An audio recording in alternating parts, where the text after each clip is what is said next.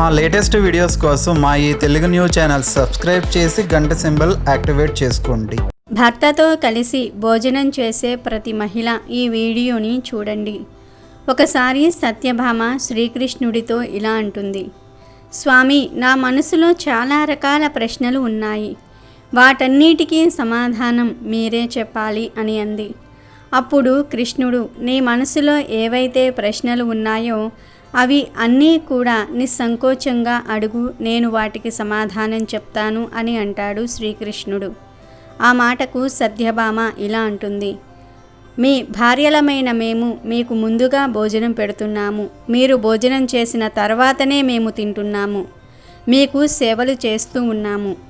కానీ ప్రభు, భార్య భర్త కన్నా ముందు భోజనం చెయ్యాలా? భర్త తిన్న తర్వాత భోజనం చెయ్యాలా? భర్త తినకముందు భార్య భోజనం చేస్తే ఏమవుతుంది? భార్య భర్తను అగౌరవపరిస్తే ఏమవుతుంది? భర్త మాట వినని భార్యకు ఎలాంటి పరిస్థితి ఎదురవుతుంది స్వామి అని సత్యభామ శ్రీకృష్ణుణ్ణి అడుగగా శ్రీకృష్ణుడు ఇలా చెప్తాడు, సత్యభామ, నువ్వు అడిగిన ప్రశ్నలు చాలా అర్థవంతమైనవి. అంతేకాదు మానవులకు ఈ ప్రశ్నలకు సమాధానం కూడా చాలా అవసరమైనవి. దేవి, నీ ప్రశ్నలకు సమాధానంగా నేను నీకు ఒక కథ చెప్తాను. సుదైవికి సంబంధించిన కథ చెప్తాను.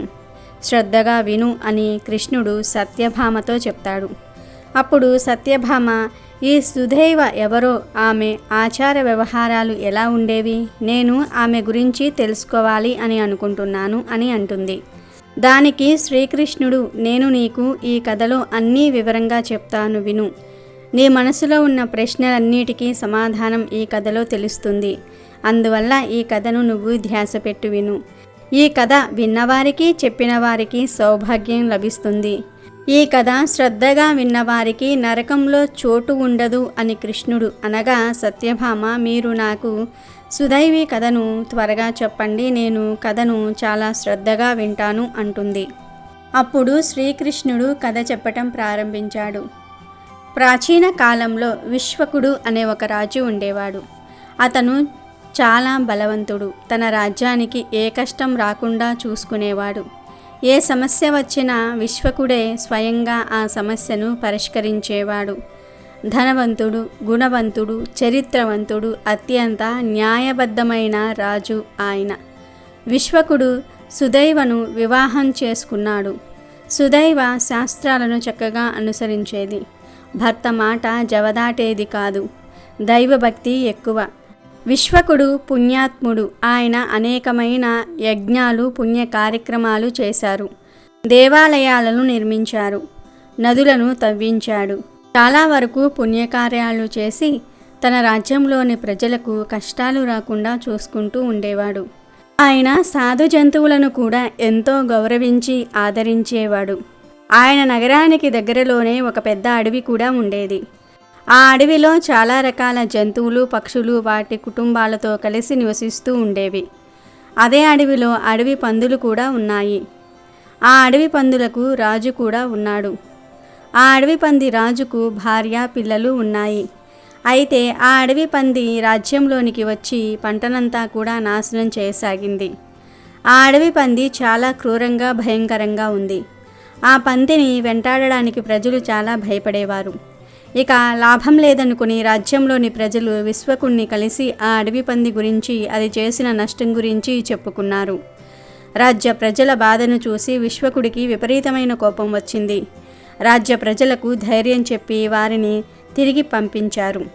మరుసటి రోజు ఉదయం విశ్వకుడు తన భార్య సుదైవి, వారితో పాటు కొన్ని కుక్కలు, సైనికులు అడవిలోనికి వెళ్ళడానికి సిద్ధమయ్యారు. విశ్వకుడు చాలా పరాక్రమవంతుడు. ఆయన సింహాలను, రాక్షసులను కూడా వధించాడు. అందువలనే ఆయన ఆ భయంకరమైన అడవి పందిని చంపి రాజ్యంలోని ప్రజలకు కష్టం కలగకుండా ఉండేలాగా చూసుకోవాలని అనుకున్నాడు. రాజు, రాణి, కుక్కలు, సైనికులు అడవిలోనికి వెళ్ళటం ప్రారంభించారు. వీరు రావటం ఆ అడవి పంది గ్రహించింది. అప్పుడు ఆ రాజు పంది తన భార్య పందితో ఇలా చెప్తుంది, చూడు, ఈయన విశ్వకుడు. ఈయనే ఈ రాజ్యానికి మహారాజు. విశ్వకుడు మహాపరాక్రమవంతుడు. చాలా శక్తివంతుడు. ఆయన అడవిలోనికి నన్ను చంపడానికి వచ్చాడు. ఆయన దగ్గర చాలా ఆయుధాలు ఉన్నాయి. చాలా మంది సైనికులను కూడా తీసుకొని వచ్చారు. అంతేకాదు వారితో పాటు కుక్కలను కూడా తీసుకొని వచ్చారు. రాజుగారు చాలా పుణ్యాత్ములు. నేను ఆయన చేతిలో చనిపోతే నాకు ఈ అడవి పంది జీవితం నుండి విముక్తి లభిస్తుంది. నేను మహారాజుతో యుద్ధం చేస్తాను. ఒకవేళ నేను ఆ రాజును ఓడిస్తే నాకు 3 లోకాలలో పేరు లభిస్తుంది. అలా కాకుండా నేను ఆ రాజు చేతిలో మరణిస్తే నాకు విష్ణులోక ప్రాప్తి కలుగుతుంది. నేను పోయిన జన్మలో చేసిన పాపకర్మల వల్లనే నాకు ఈ పంది జన్మ లభించింది.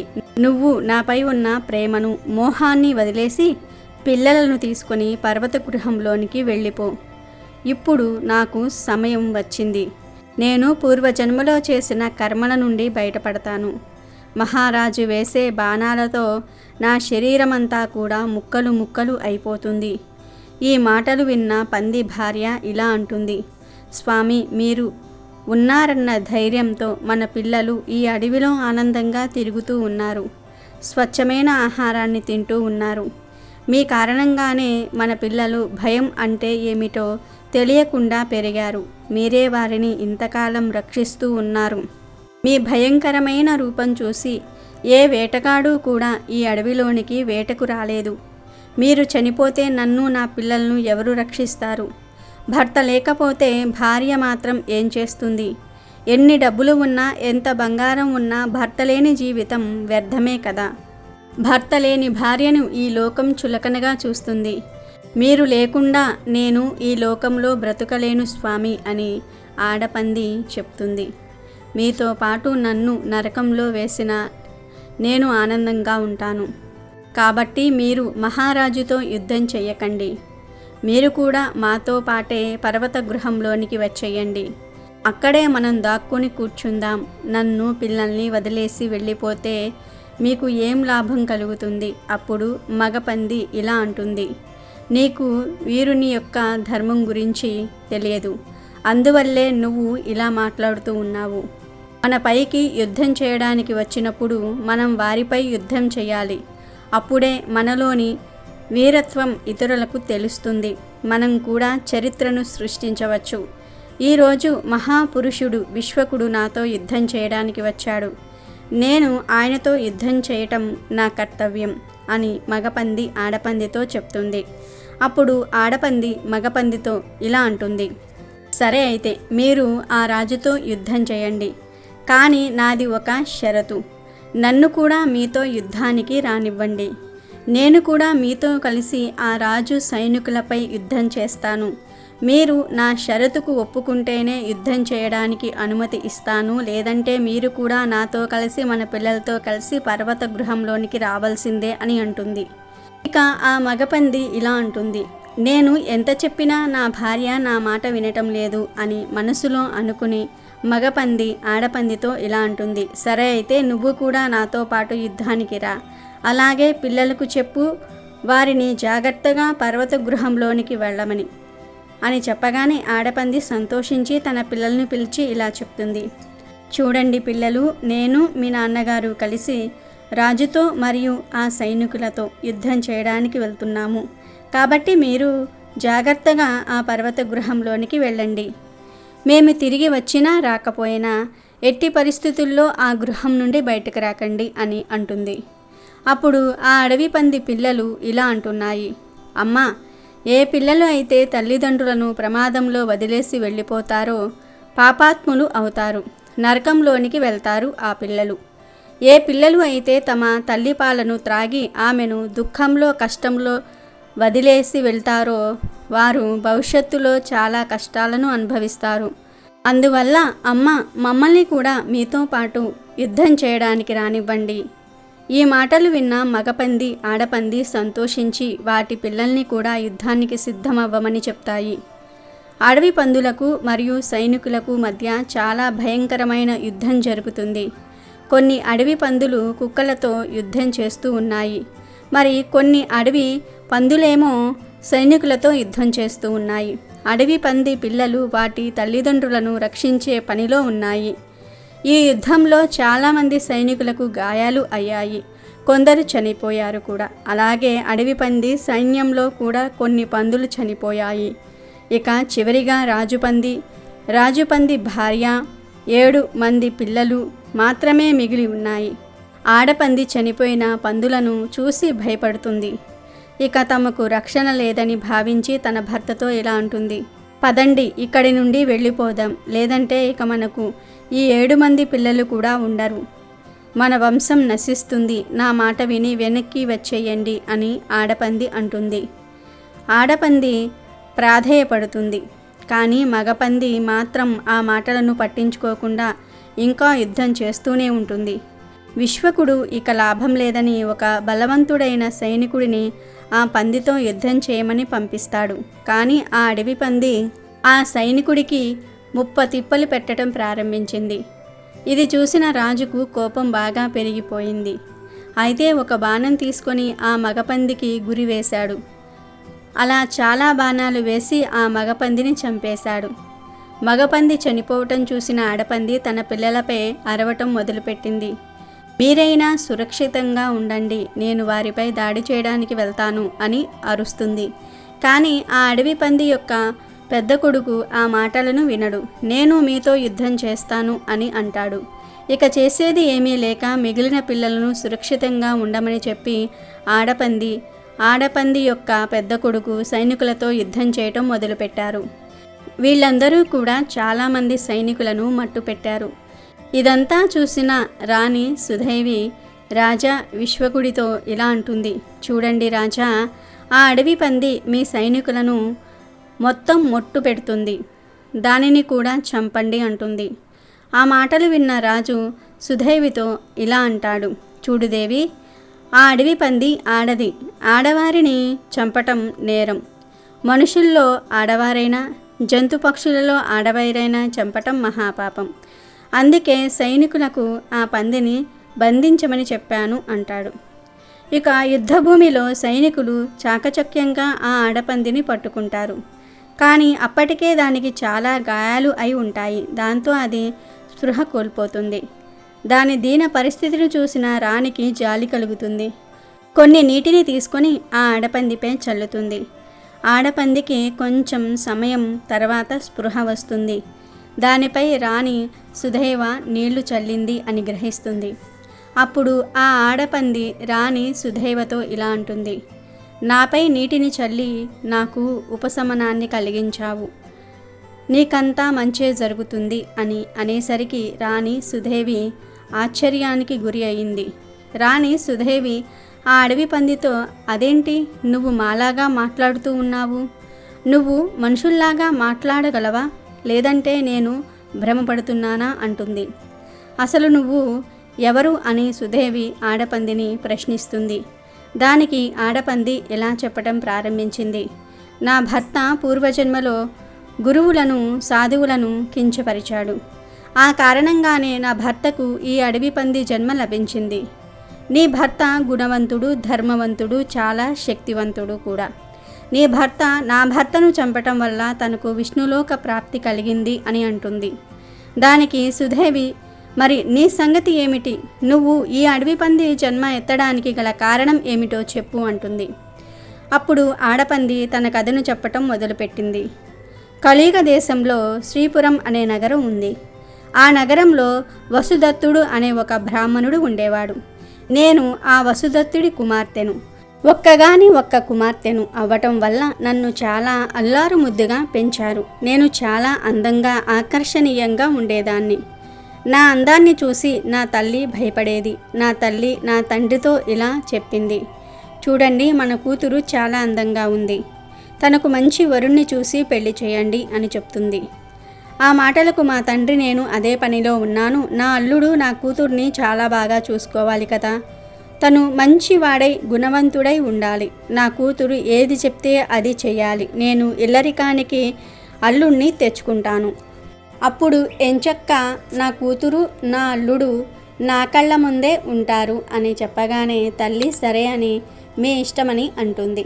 అలా కొన్ని రోజులు గడిచాక శివశర్మ అనే బ్రాహ్మణుడు మా ఇంటికి వచ్చాడు. నా తండ్రి అతనితో కొంచెం సమయం గడిపి తన గుణగణాలను పరిశీలించాడు. మా తండ్రికి శివశర్మ బాగా నచ్చాడు. తనకు నన్ను పెళ్లి చేసుకోమని చెప్పాడు. శివశర్మకు కూడా నేను బాగా నచ్చాను. మా ఇద్దరికీ వివాహం చేశారు. శివశర్మ నాతోనే మా ఇంట్లో ఉండటం ప్రారంభించాడు. నేను నా తల్లిదండ్రుల వల్ల మొండిగా పెరిగాను. ఎవ్వరి మాట లెక్క చేయను. అగౌరవంగా ప్రవర్తించేదానిని. నేను నా భర్తతో కూడా సరిగ్గా ఉండేదాన్ని కాదు. అతనితో కలిసి సమయం గడిపేదాన్ని కాదు. ఇంటిలో పనులు కూడా తనతోనే చేయించేదాన్ని. అయినా సరే ఆయన నాపై ఎప్పుడూ కోపం ప్రదర్శించలేదు. నేను దానిని అలుసుగా తీసుకొని నా భర్తపై చీటికి మాటికి అరిచేదాన్ని. కావాలని గొడవ పెట్టుకునేదాన్ని. ఆయన రాకముందే అన్నం తినేదాన్ని. కనీసం ఆయన వచ్చాక అయినా అన్నం వడ్డించేదానిని కాదు. నా భర్త కన్నా ముందే తిని నిద్రించేదాన్ని. నా భర్త లేచిన తర్వాత నిద్రలేచేదాన్ని. నా భర్తనే ఇంటిని అంటే మా గదిని శుభ్రం చేసేవాడు. ఆయన ఎంతో ఓపికతో నన్ను భరించాడు. కానీ నేను చెడ్డదాన్ని. తన సహాయాన్ని అలుసుగా తీసుకొని నాకు నచ్చినట్టుగా ప్రవర్తించేదానిని. అలా కొంతకాలం గడిచాక నాపై నా భర్తకు కోపం వచ్చి ఇల్లు వదిలి వెళ్ళిపోయాడు. నా భర్త ఇల్లు వదిలి వెళ్ళిపోయాక నా తల్లిదండ్రులు నన్ను తిట్టారు. నేను వారి కులానికి కళంకం తెచ్చాను అని, నా భర్తను సరిగ్గా చూసుకోలేదని నన్ను తిట్టారు. నాలాంటి కూతురు వారి ఇంట్లో ఉంటే సమాజం వారిని దూషిస్తుంది అని నన్ను ఇంట్లో నుండి వెళ్ళగొట్టారు. నేను నా భర్తతో సరిగ్గా లేనన్ని రోజులు నా తల్లి నాతో అలా చేయకూడదు, ఇలా చేయకూడదు అని నచ్చచెప్పేది. ఇలా మూర్ఖంగా ఉంటే ఇంటిలో నుండి బయటకు పంపిస్తా అని అనేది. కానీ నేను ఆ మాటలను లెక్క చేయలేదు. కానీ చివరికి నన్ను నా భర్త తల్లిదండ్రులు వదిలివేశారు. అలా కొన్ని రోజులు భిక్షాటన చేసి జీవనం సాగించాను. కానీ భిక్షాటనలో నాకు సరిగ్గా భోజనం లభించలేదు. నేను నా ప్రవర్తన వల్ల నా భర్తకు దూరం అయ్యాను అని తెలిసి ఎవరూ నాకు భిక్ష కూడా వేసేవారు కాదు. ఒకరోజు నేను చాలా బాగా నీరసించిపోయాను. ఒక ఇంటి దగ్గరకు వెళ్ళి భిక్ష అడిగాను. నన్ను చూసి ఒక ఆవిడ వచ్చింది. తన భర్త దగ్గరకు వెళ్ళి, చూడండి, మన ఇంటికి ఒక ఆడసాధువు వచ్చింది. ఆమె చాలా నీరసంగా ఉంది. మీరు అనుమతి ఇస్తే నేను ఆమెకు ఆహారం పెడతాను అని చెప్తుంది. ఆ వ్యక్తి నన్ను చూసి, సరే, ఆవిడను లోపల కూర్చోబెట్టి ఆహారం పెట్టు అని చెప్పాడు. ఆమె చాలా మంచిది, గుణవంతురాలు. నాకు భోజనం పెట్టి తిరిగి మళ్ళీ తన భర్త దగ్గరకు వెళ్ళింది. తన భర్త ఎవరో కాదు, నా భర్త శివశర్మనే. అతను ఆమెతో ఇలా అంటాడు, చూడు, ఆమె ఎవరో కాదు, నా మొదటి భార్య. ఆమంటే నాకు చాలా ఇష్టం. కాబట్టి నువ్వు ఆమెను జాగ్రత్తగా చూసుకో అన్నాడు. అప్పుడు ఆ స్త్రీ ఒక్క మాట కూడా మాట్లాడకుండా అలాగే స్వామి అని చెప్పింది. నేను వారింట్లో చాలా రోజులు ఉన్నాను. నన్ను ఆమె చాలా బాగా ఆదరించింది. కానీ నా ఆరోగ్యం క్షీణించటం వల్ల నేను చనిపోయాను. భర్తను హింసించిన నన్ను, తల్లిదండ్రుల మాట లెక్క చేయని నన్ను నరకంలో వేశారు. నరకంలో ఆ శిక్షలు అనుభవించాక యమధర్మరాజు నన్ను ఈ అడవి పంది రూపంలో జన్మించమని చెప్పాడు. ఇదే నా పూర్వజన్మ వృత్తాంతం అని ఆడపంది రాణి సుధైవతో చెప్పింది. మీరు నాకు ముక్తిని ప్రసాదించండి. మీరు మీ భర్తకు చాలా సేవ చేశారు. భర్త మాటకు విలువ ఇచ్చారు. దైవ భక్తి కలవారు, దయావంతులు. మీరు చాలా పుణ్యాన్ని పొందుకొని ఉంటారు. మీరు మీ పుణ్యంలో కొంచెం పుణ్యాన్ని నాకు ఇవ్వండి అని అంటుంది. ఈ మాటలు విన్న సుధైవ మహారాజుతో, స్వామి, మీరు ఏం చెప్తారో నేను అదే చేస్తాను అని అంటుంది. మహారాజు విశ్వకుడు సుధైవతో ఇలా అంటాడు, ఈ పంది ఇప్పటికే చాలా దుఃఖాన్ని అనుభవించింది. నువ్వు నీ పుణ్యంలో కొంచెం పుణ్యాన్ని తనకిచ్చి తనకు ముక్తిని కలిగించు. అప్పుడు సుధైవి ఆ పందితో ఇలా అంటుంది, నేను సంవత్సరం యొక్క పుణ్య ఫలితాన్ని నీకు ఇస్తున్నాను అని చెప్పగానే ఆ పంది చనిపోతుంది. ఆ పంది నుండి ఒక దివ్యమైన వెలుగు బయటకు వచ్చి రాణి ముందు స్త్రీగా నిలబడుతుంది. మహారాజుకు మహారాణికి నమస్కరించి విష్ణులోకానికి వెళ్ళిపోయింది. ఈ కథ ఇక్కడితో పూర్తయిపోయింది అని కృష్ణుడు సత్యభామతో చెప్పాడు. చూడు దేవి, ఏ స్త్రీ అయితే భర్త కన్నా ముందు భోజనం చేస్తుందో, భర్త కన్నా ముందే నిద్రిస్తుందో ఆ స్త్రీకి నరకలోక ప్రాప్తి కలుగుతుంది. అంతేకాదు, ఏ స్త్రీ అయితే ఇంటి పనులను మొత్తం భర్తకు అప్పగించి విలాసవంతంగా జీవితం గడుపుతుందో, భర్త లేచిన తర్వాత భార్య నిద్రలేస్తుందో ఆ ఇంటిలో లక్ష్మి ఉండదు. పేదరికాన్ని అనుభవిస్తారు. భార్యాభర్తలు ఇద్దరూ పనులను పంచుకోవాలి. ఒకరికొకరు సహాయం చేసుకోవాలి. ఇంటి బాధ్యతలు మొత్తం భార్యపై వదలకూడదు.